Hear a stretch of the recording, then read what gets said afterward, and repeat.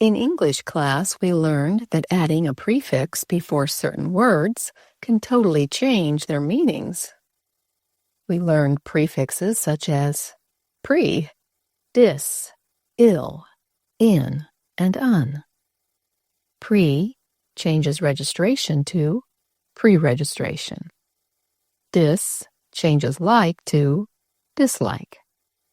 Ill changes legal to illegal. In changes visible to invisible. Get it?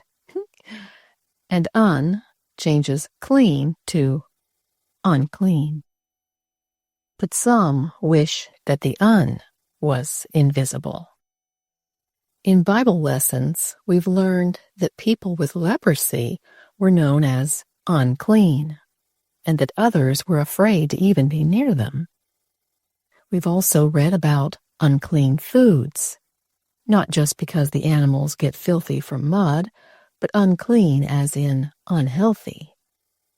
In wrongly arguing that the list of unclean foods was only health laws for the Jews, and that such laws were nailed to the cross, some view the un as untrue and invisible.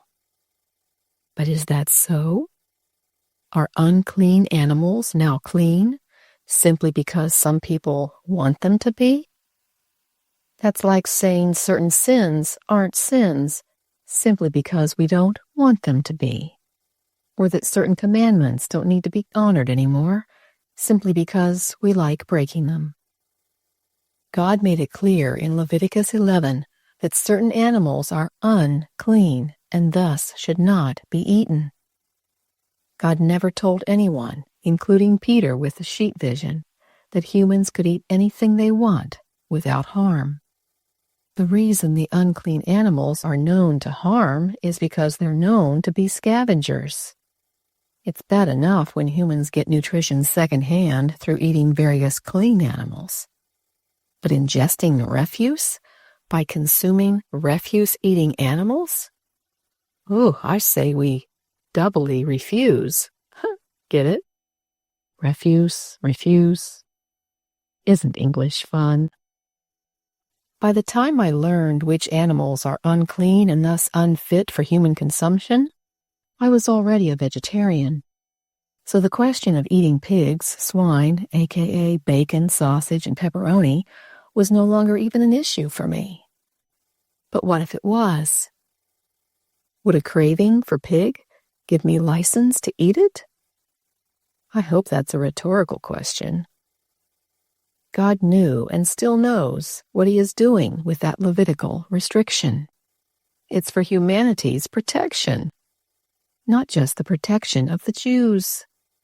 Their stomachs aren't different from those of other faiths. What was outlined as unsafe for them is still unsafe for all. Scavengers that eat dead things have not evolved into creatures that are somehow now healthful. One ad heard by millions of viewers is pork, the other white meat. But swine, by any other name, is still unclean. And nothing tastes good enough to risk getting parasites, salmonella, and developing heart disease.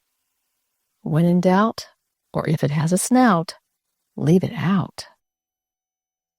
Among the other unclean foods, including some of the seafoods like lobster, shrimp, and crab, pork is one that has a strong hold on today's society. Therefore, I'm going to pick on pork just a bit more with one final quote. I'll let you read it on your own. After that, the decision will be yours. I'll pray it's a wise one.